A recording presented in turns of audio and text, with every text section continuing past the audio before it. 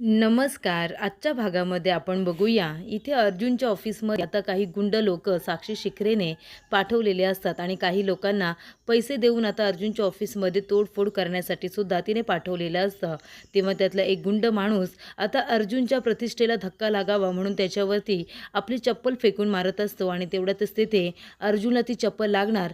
सायली येते आणि ती चप्पल आपल्या हातामध्ये पकडते आणि म्हणते की तुमची हिंमत कशी झाली इथे यायची, एका प्रतिष्ठित आणि नावाजलेल्या वकिलाच्या ऑफिसमध्ये येण्याची तुमची हिंमत कशी झाली आणि इथे ऑफिसमध्ये येऊन तोडफोड करण्याचा अधिकार तुम्हाला कुणी दिला? ऑफिसमध्ये स्टाफ आहे, त्याच्यामध्ये लेडीज आहेत, त्यांना मारलत तुम्ही, त्यांच्यावरती चपला फेकून मारल्यात. हे करताना तुम्हाला लाज नाही वाटली का? कुणी अधिकार दिला तुम्हाला? तेव्हा ती गुंड माणसं म्हणत असतात की इथे आम्ही न्याय मागण्यासाठी आलो आहोत, न्याय निवाडा करण्यासाठी आलो आहोत. सायली म्हणते, न्याय निवाडा करायला तुम्ही आहात तरी कोण? तुम्ही जज आहात, तुम्ही वकील आहात, की तुम्ही इन्स्पेक्टर आहात म्हणून तुम्ही इथे आलात? हे बघा, तुम्ही जी काही इथे तोडफोड केली आहेत ना, जे काही नुकसान केलेत, तर इथे येऊन मी सगळ्याचा व्हिडिओ केलेला आहे. तो व्हिडिओ मी आता पोलिसांना जाऊन दाखवेन आणि तुमच्यावरती कंप्लेंट करेन. कळलं तुम्हाला? हा अधिकार तुम्हाला कुणीच दिलेला नाही आहे. एखाद्याच्या ऑफिसमध्ये यायचं आणि विनाकारण त्यांचं नुकसान करायचं. तुम्हाला काय वाटलं मला काही कळत नाही का? आत्ताच्या आत्ता इथून चालते व्हा, नाहीतर हा व्हिडिओ जाऊन पोलिसांना दाखवेन. तेव्हा ती गुंड माणसं म्हणत असतात, चला रे चला, आता इथे थांबायचं नाही, हे पोलिसांचं प्रकरण नको आहे आपल्याला. तेव्हा ते लोकं घाबरतात आणि सगळेजण तिथून लगेचच निघून जातात. तेव्हा इथे आता दादा येतात आणि म्हणत असतात की सायलीताई, बरं झालं तुम्ही इथे आलात, नाहीतर काय झालं असतं काय माहिती. तेव्हा इथे सायली म्हणत असते, या लोकांना चांगलाच धडा शिकवायला हवा होता. तेव्हा चैतन्य म्हणत असतो, सायली अगं तुझं हे रूप मी आधी कधी बघितलंच नव्हतं, म्हणजे तू कसं या लोकांना मॅनेज केलंस गं? तेव्हा इथे सायली म्हणत असते, सर या लोकांसाठी हेच रूप माझं गरजेचं होतं. तेव्हा सायली म्हणते, सर तुम्ही सगळ्या स्टाफला आपल्या घरी पाठवा ना. तेव्हा अर्जुन म्हणतो की जा रघु जा सगळ्या स्टाफला आता बाहेर बोलावून घेऊन ये. तेव्हा इथे रघु सगळ्या स्टाफला आता बाहेर बोलावतो. तेव्हा सगळेजण बाहेर येतात. आपापल्या डेस्कवरती जो काही इथे अस्ताव्यस्त सगळं केलेलं असतं ते सगळ्या फाईल वगैरे उचलून व्यवस्थित ठेवतात. तेव्हा अर्जुन म्हणत असतो की आमच्यामुळे तुम्हाला सुद्धा खूप जास्त काही सहन करावं लागलं, त्यासाठी खरंच सॉरी. तेव्हा इथे गोरे मॅडम म्हणत असतात, सर प्लीज तुम्ही सॉरी म्हणू नका. खरं तर तुम्ही काहीच केलेलं नाही आहे, आम्हाला माहिती आहे. तुम्ही दोघेसुद्धा निर्दोष आहात. तुम्ही कधी काही चुकीचं करूच शकत नाही, हा विश्वास आमचा तुमच्यावरती पूर्ण आहे. तेव्हा इथे अर्जुन थँक्ससुद्धा म्हणतो आणि तो म्हणत असतो की तुम्ही सगळेजण आता घरी जा. मी तुम्हाला इथे जे काही होतं आहे त्याचं अपडेट देईन आणि तुम्ही सगळेजण स्वतःची काळजीसुद्धा घ्या. तेव्हा आता अर्जुनच्या सांगण्यावरून सगळा स्टाफ आता घरी जातो. तेव्हा इथे अर्जुन आणि चैतन्याला आता कोर्टाकडून एक नोटीस आलेली असते. इथे बार काउन्सिल त्या दोघांवरती बसवण्यात आलेला असतो. तेव्हा इथे सायली म्हणते, काय झालं सर, कसली नोटीस आहे? तेव्हा अर्जुन म्हणत असतो की आमच्यावरती बार काउन्सिल बसवण्यात आलेलं आहे. तेव्हा सायली म्हणते म्हणजे? तेव्हा इथे अर्जुन म्हणत असतो की आमच्यावरती इन्क्वायरी कमिटी आता बसवण्यात आलेली आहे. आता ते लोक आम्हाला प्रश्न विचारतील आणि आम्हाला त्याची उत्तरं द्यावी लागणार आहेत. साक्षी शिखरेने आमच्यावरती केलेले आरोप कसे खोटे आहेत आणि ते सगळं खोटं बोलते हे आम्हाला पुराव्यानिश्चित आता सिद्ध करावं लागणार आहे. नाहीतर आमची इथे सनदसुद्धा रद्द होऊ शकते असं अर्जुन म्हणतो. तेव्हा इथे चैतन्य म्हणत असतो की त्या साक्षी शिखरेने आपल्या डोक्यावरती खोटे पुरावे सादर करणारे वकील असा आता ढप्पा लावलेला आहे. आता तो आपण कसं काय बाजूला करायचा आहे? तेव्हा इथे चैतन्य अर्जुन आता दोघेही खूप जास्त टेन्शनमध्ये असतात आणि आता दोघेजण आपल्या केबिनमध्ये जाऊन बसतात. तेव्हा रघु म्हणत असतो की सायली वहिनी आता काय करायचं तुम्हीच सांगा. तुम्ही बघितलंत ना सर किती टेन्शनमध्ये आहेत. तेव्हा सायली म्हणत असते की दादा तुम्ही काळजी करू नका, आता फक्त तुम्ही मी सांगते ना तेवढंच करा. तर इकडे सगळेजण आता अर्जुनची वाट बघत बाहेर बसलेले असतात. कल्पना विचारते की पूर्णाजी तुम्ही थोडंसं वरण भात तरी खा, तुम्हाला गोळ्या घ्यायच्या आहेत.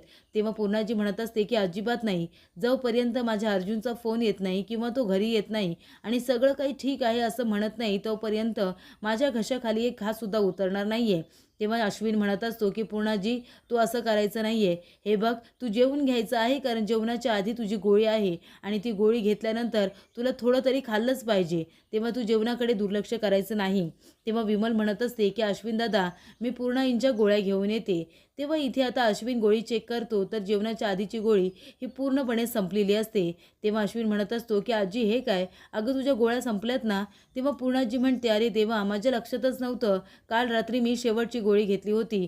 तेव्हा अश्विन म्हणतो, बरं ठीक आहे, मी तुला किती वेळा सांगितले गोळ्या संपायच्या आधी मला सांगायचं म्हणून, आता मी तुझ्या गोळ्या घेऊन येतो. तेव्हा पूर्णाजी म्हणते, जाऊ दे रे बाबा आता कुठे जातोयस? तेव्हा अश्विन म्हणतो, पूर्णाजी, ही गोळी खूपच जास्त महत्त्वाची आहे, ती मी लगेच घेऊन येतो. तेव्हा अश्विन गेल्यानंतर पूर्णाजी म्हणत असते की देवी आई, आता आमच्या घरावरती कुठलंही संकट येऊ देऊ नकोस गं. तर इकडे आता अर्जुन म्हणत असतो, चैतन्य, ही फर्म आपली तयार करण्यासाठी आपण किती मेहनत घेतली होती. मेहनतीने कमावलेलं रेप्युटेशन सगळं काही एका झटक्यात धुळीला मिळालं रे. सगळ्या केसेस आपल्या हातातून निघून गेलेल्या आहेत. आता आपण काय करायचं आहे? कसं स्वतःला निर्दोष सिद्ध करणार? तेव्हा चैतन्य म्हणत असतो की या सगळ्याची त्या साक्षी शिकरेला भरपाई तर करावीच लागेल. पण त्याआधी आपल्याला सगळे पुरावे गोळा करावे लागणार आहेत आणि आपल्यावर कुणी आता विश्वास तरी ठेवेल का? असं चैतन्य म्हणतो. त्यानंतर इथे अश्विन आता गोळ्या आणायला जात असतो. तेव्हा तो आपल्या बाईकवरती बसणार, एक दगड येतो आणि त्याच्या डोक्याला लागतो. साक्षीने पाठवलेले जे गुंड असतात ते अश्विनच्या डोक्यामध्ये दगड मारून तिथून निघून जातात. तेव्हा इथे अश्विन बघायला जातो इकडे तिकडे, तर ते लोक त्याला दिसतच नाही, कारण त्याला खूप जोरात दगड लागलेला असतो. त्याच्या डोळ्यावरती पूर्णपणे आता भुरळ आलेली असते. तेव्हा तो बघायला जाणार, ते लोक तिथून पळून गेलेले असतात आणि अर्जुनच्या डोक्यातून सुद्धा आता रक्त येत असतं आणि त्यामुळे तो आता त्यांच्याकडे लक्ष न देता आता घरामध्ये जाण्याचा विचार करतो.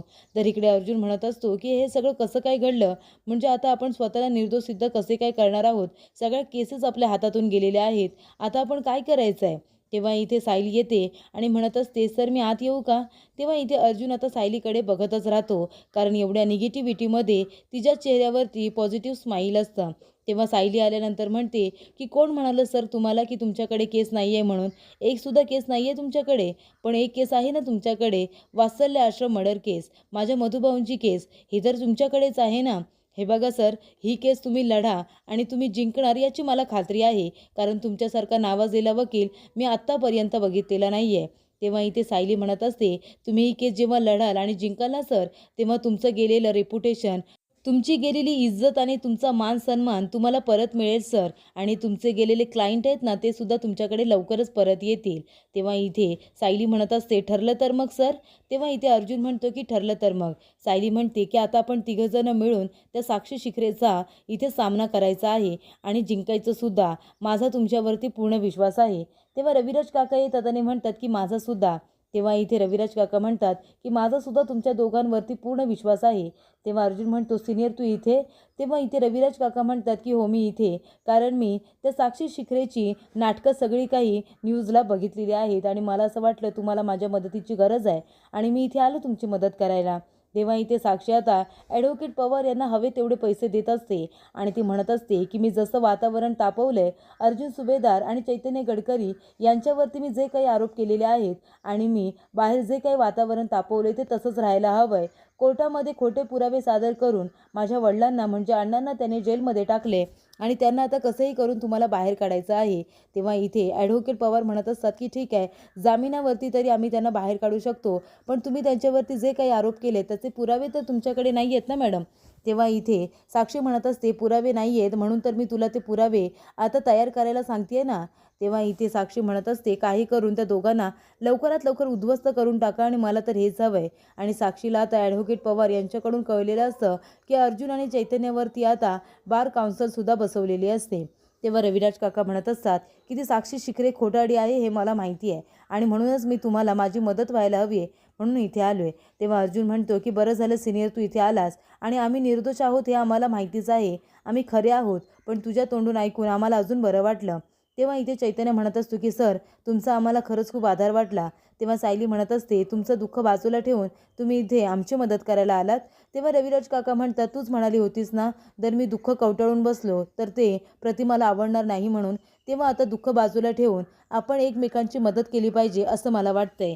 तेव्हा सायली म्हणते, सर ती साक्षी शिखरे खूपच जास्त चालाक आहे, तिने यांच्यावरती हे सगळे खोटे आरोप लावलेत.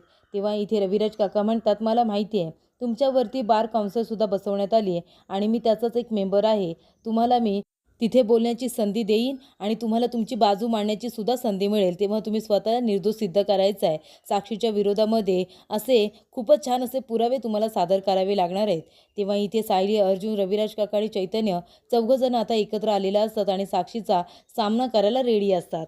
तर इथे आता अश्विनच्या डोक्याला पट्टी वगैरे केलेली असते. तेव्हा इथे हे सगळं कसं घडलं असं आता विचारण्यात येतं. तेव्हा अश्विन म्हणतो, कुणी दगड मारला मला ती व्यक्ती दिसलीच नाही. तेवढ्यातच अर्जुन आणि सायली तिथे आलेले असतात. सायली म्हणते की अश्विन भाऊजी हे काय झालं, तुमच्या डोक्याला कसं काय लागलं? तेव्हा अर्जुन म्हणतो, अश्विन सांग ना, अरे कसं लागलं तुला? तेव्हा अश्विन म्हणतो, अगं वहिनी मी पूर्णाजीसाठी गोळ्या आणायला बाहेर जात होतो, तेवढ्यातच एक दगड आला आणि मला लागला. तो दगड कुणी मारला, कसा मारला मला काहीच माहिती नाही आहे, कारण माझ्या डोळ्यावरती भुरळ आली होती, असं अश्विन म्हणतो.